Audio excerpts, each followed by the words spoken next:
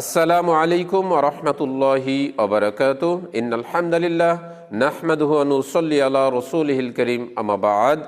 অনেকে প্রশ্ন করে থাকেন, স্বামী এবং স্ত্রী একই সাথে জামাতবদ্ধভাবে সালাত আদায় করতে পারবে কি?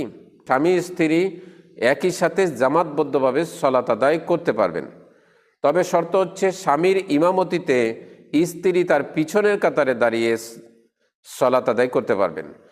আনাস রাদিয়াল্লাহু তাআলা আনহু থেকে বর্ণিত হাদিসটি রয়েছে বুখারীর 380 নম্বর হাদিস। তিনি বলেন, আমরা রাসূল সাল্লাল্লাহু আলাইহি ওয়াসাল্লামের সাথে জামাতবদ্ধভাবে সালাত আদায় করলাম।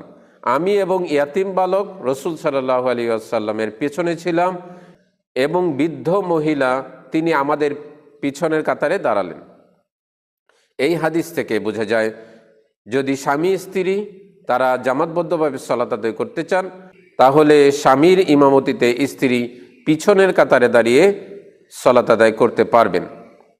আশা করি ভিডিওটিতে আপনারা উপকৃত হতে পারবেন। ইনশাআল্লাহ দেখা হবে পরবর্তী কোনো ভিডিওতে। আল্লাহ সুবহানাহু ওয়া তাআলা সেই পর্যন্ত সকলকেই সুস্থ রাখুন এবং জ্ঞান অনুযায়ী চলার তৌফিক দান করুন। আসসালামু আলাইকুম ওয়া রাহমাতুল্লাহি ওয়া বারাকাতুহু।